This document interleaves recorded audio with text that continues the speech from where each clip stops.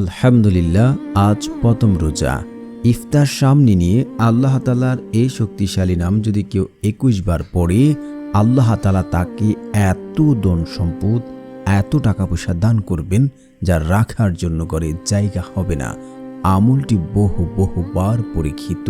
আল্লাহ কসম করে বলতে পারি, আপনারা যদি নিয়ম শর্ত মেনে আমল করেন, আপনার যত অভাব আছে, যত দারিদ্রতা আছে, যত বিপদ আপদ আছে, আপনার যদি মনের কঠিন থেকে কঠিন আশা থাকে, আল্লাহ তাআলা সেগুলো পূরণ করে দেবেন।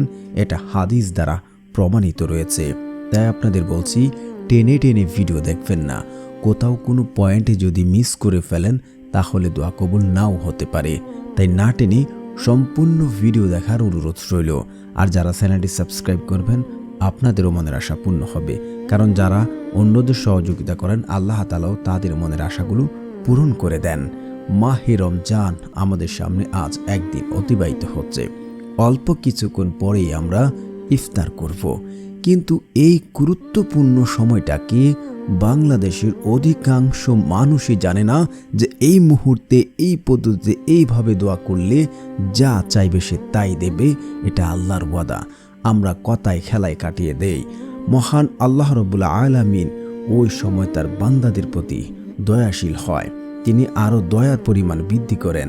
তিনি প্রতিটি আমলের প্রতিদান করে থাকেন, বান্দার দোয়া কবুল করেন এবং জাহান্নাম থেকে মুক্তি দেন। বিশেষত রমজানের ইফতারের সময় দোয়া কবুলের কথা হাদিসে এসেছে। এ সময় বান্দার উপর আল্লাহর করুণার দ্বারা বর্ষিত হয়। অথচ না জেনে অনেকে এ সময়গুলো অবহেলায় কাটিয়ে দেয়। ইফাদত বা ইফতার, ইবাদত ও দোয়া কবুলের বিবেচনায় সূর্যাস্ত তথা ইফতারের পূর্ব মুহূর্তে খুবই মূল্যবান।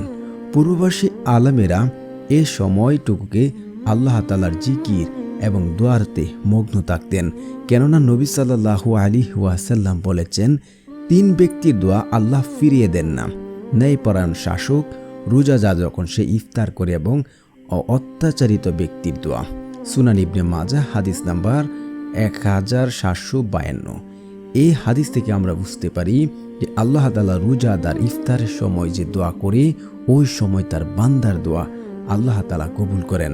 তাই ইফতারের সময় নানা কাজে ব্যস্ত না থেকে দোয়াতে মগ্ন থাকতে হবে। আপনার যত দারিদ্রতা আছে, যত অভাব আছে, আপনি আপনার আত্মীয় স্বজন, পাড়া প্রতিবেশীর কাছে না বলে ওই সময়টুকুতে আপনি আপনার স্ত্রী সন্তানকে নিয়ে আল্লাহ তাআলার কাছে দোয়ায় মগ্ন থাকুন এবং আল্লাহ তাআলার কাছে দোয়া করতে থাকুন। আল্লাহ সুবহানাহু তাআলা আপনার দোয়া কবুল করবেন, আপনার চাওয়া পাওয়া কবুল করবেন। আপনার যত দারিদ্রতাই থাকুক না কেন, যত অভাব অনটন থাকুক না কেন, আল্লাহ তাআলার সাথে সাথে তা গ্রহণ করবেন। আমরা হাদিস থেকেও আপনাদের প্রমাণ দিয়েছি। আপনার যত টাকা ঋণ থাকুক, যত অভাব থাকুক, এই সময়ে পদ্ধতিতে আল্লাহ তাআলার কাছে দোয়া করলে আল্লাহ তাআলার সাথে সাথে আপনার দোয়া কবুল করবে, আপনার চাওয়া পাওয়া পূর্ণ করবে। আপনি আল্লাহ তাআলার কাছে যা চাইবেন তাই পাবেন। আমলটি বহুবার পরীক্ষিত। আল্লাহ তাআলা পবিত্র কোরআনে বলেন, উদউনি আস্তাজিব লাকুম, তোমরা আমাকে ডাকো, আমি তোমাদের ডাকে সাড়া দেব। তো আপনি আল্লাহ তাআলার কাছে চাইতে হবে। কিন্তু আমরা ইফতারের এই আগ মুহূর্তে সংসারে বিভিন্ন নানা কাজে ব্যস্ততায় থাকি, কথাবার্তায় অন্য খেলে থাকি, কিন্তু এই গুরুত্বপূর্ণ সময়টা আমরা মিস করে যাই। কিন্তু আজ থেকে আমরা আর মিস করব না। আমাদের চাওয়া পাওয়াগুলো আল্লাহ তাআলার কাছ থেকে চেয়ে নেব। তো এখন আমি আপনাদেরকে জানাবো কিভাবে, কোন পদ্ধতিতে আমলটি করলে সাথে সাথে দোয়া কবুল হবে এবং আপনার চাওয়া পাওয়া পূর্ণ হবে। তো ইফতার সামনে যখন নিয়ে আসবেন, তার আগে আপনাকে অবশ্যই উত্তম রূপে উজু করে আসবেন, যেন আপনাকে দ্বিতীয়বার উজুর জন্য বাহিরে না যেতে হয়। আপনি ইফতার বানাবেন, বানিয়ে আপনি আপনার ফ্যামিলি বা আপনি একা থাকলে একা ইফতারটা সামনে নিয়ে আপনি বসে বসে জিকির করবেন, সুবহানাল্লাহ সুবহানাল্লাহ, আলহামদুলিল্লাহ আলহামদুলিল্লাহ, লা ইলাহা ইল্লাল্লাহ, আল্লাহু আকবার। এই জিকিরগুলো আপনার 100 বার করে নেবেন। যদি সময় স্বল্প থাকে তাহলে আপনি 11 বার থেকে আপনি 33 বারও পড়তে পারবেন, কোনো সমস্যা নেই। তারপরে হচ্ছে আপনারা বেশি বেশি ইস্তেগফার পড়বেন। ইস্তিগফারের অনেক ফজিলত আলাদাভাবে বলতে গেলে অনেক সময় প্রয়োজন। আপনারা আবু দাউদ হাদিস নাম্বার 1518 সূরা নূহ আয়াত নাম্বার 10 থেকে 12 যাচাই করে দেখবেন। যে ব্যক্তি বেশি বেশি ইস্তিগফার পড়ে আল্লাহ তাআলা ওই ব্যক্তির সংসারে যত অভাব থাকুক, যত বিপদ থাকুক, যত দারিদ্রতা থাকুক, এখনও যদি স্টিল নাও তার সংসারে অভাব দারিদ্রতা থাকে, আল্লাহ তাআলা কুদরতিভাবে দূর করবেন। এবং আপনি যদি এমন কোনো একটা আশা আকাঙ্ক্ষা সামনে রেখে যদি বেশি বেশি ইস্তিগফার পড়তে থাকেন, আল্লাহ তাআলা কুদরতিভাবে সেটা আপনাকে হাসিল করে দেবেন। এবং দুনিয়াতে আপনি এমন কোনো কঠিন বিপদে পড়ে যান যে বিপদ থেকে উদ্ধার হতে কোনো পথ বা কোনো পদ্ধতি খুঁজে পাচ্ছেন না, আপনি পড়তে থাকবেন ইস্তিগফার, আল্লাহ তাআলা কুদরতি হাত দ্বারা আপনার ওই বিপদ আপদ থেকে উদ্ধার হওয়ার জন্য রাস্তা দেখাবেন। সুবহানাল্লাহ। এবং যে ব্যক্তি বেশি বেশি ইস্তিগফার পড়বে, আল্লাহ তাআলা ওই ব্যক্তিকে এমন সকল জায়গা থেকে, এমন সকল উৎস থেকে রিজিকের ব্যবস্থা করে দেবেন যা সে কোনোদিন কল্পনা করেনি এবং চিন্তাও করেনি। তো অবশ্যই আপনারা 21 বার বা 33 বার আপনার যতটুকু ভালো লাগে ইস্তিগফারের সময়টুকু যতটুকু পান পড়ে নেবেন। অনেকে ভুল করে পড়ে আস্তাগফিরুল্লাহ আস্তাগফিরুল্লাহ এইভাবে পড়বেন না, আপনারা পড়বেন আস্তাগফিরুল্লাহ আস্তাগফিরুল্লাহ আস্তাগফিরুল্লাহ আস্তাগফিরুল্লাহ। তারপরে হচ্ছে আপনারা একবার সূরা ফাতিহা পড়বেন।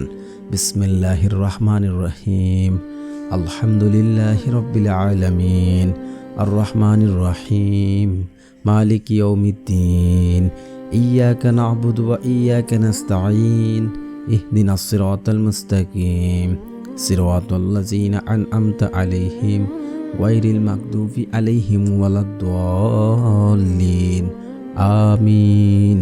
তারপর হচ্ছে আপনার 3 বার সূরা ইখলাস পড়বেন।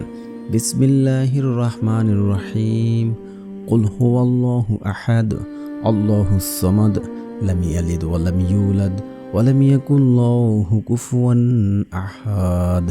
তারপরে হচ্ছে আপনারা রাসূল সাল্লাল্লাহু আলাইহি ওয়াসাল্লামের উপর দুরূদ পড়বেন, কারণ দুরূদবিহীন দোয়া কখনই কবুল করা হবে না, সেটা আসমানে গিয়ে ঝুলন্ত অবস্থায় থাকবে। তাই রাসূল সাল্লাল্লাহু আলাইহি ওয়াসাল্লামের উপর দুরূদ পড়তে ভুলবেন না। যারা পারেন না আমার সাথে সাথে পড়তে পারেন, শুনলে হবে ইনশাআল্লাহ। আল্লাহুম্মা সাল্লি আলা মুহাম্মাদ ওয়া আলা আলি মুহাম্মাদ কামা সাল্লাইতা আলা ইব্রাহিম ওয়া আলা আলি ইব্রাহিম ইন্নাকা হামিদুম মাজিদ। আল্লাহুম্মা বারিক আলা মুহাম্মাদ ওয়া আলা আলি মুহাম্মাদ কামা বারাকতা আলা ইব্রাহিম ওয়া আলা আলি ইব্রাহিম ইন্নাকা হামিদুম মাজিদ। তারপর হচ্ছে আপনারা আল্লাহ তাআলার এই শক্তিশালী নামটি পড়ে নেবেন। তো বন্ধুরা, যারা চ্যানেলটি সাবস্ক্রাইব করবেন আপনাদেরও মনের আশা পূর্ণ হবে ইনশাআল্লাহ। আল্লাহ তাআলার সেই শক্তিশালী নামটি হচ্ছে ইয়া রাজ্জাকু, ইয়া রাজ্জাকু, ইয়া রাজ্জাকু।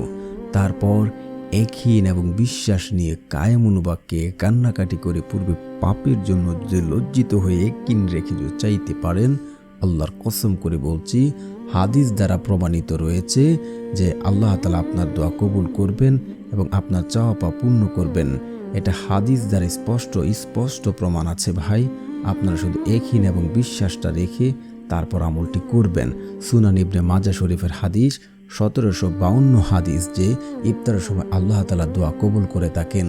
তো যদি আপনার শর্ত নিয়ম ঠিক থাকে, শর্ত 5 ওয়াক্ত নামাজ পড়তে হবে, হালাল খাবার খেতে হবে, হারাম দ্বারা গঠিত শরীর যেমন জান্নাতে যায় না তেমনি দোয়া করলেও কবুল হয় না। তারপর হচ্ছে পিতামাতার অবাধ্য সন্তানের দোয়া কবুল হয় না। এবং সর্বশেষ হচ্ছে যে ব্যক্তি আমল করে তাড়াহুড়া করে তার দোয়া আল্লাহ তাআলা কবুল করেন না। তো এই নিয়ম এবং শর্ত মেনে যদি আপনি ইফতারের আগে দোয়া করেন, ইনশাআল্লাহ আল্লাহ তাআলা আপনার আশাগুলো আকাঙ্ক্ষাগুলো কবুল করবেন এবং চাওয়া পাওয়া কবুল করবেন ইনশাআল্লাহ।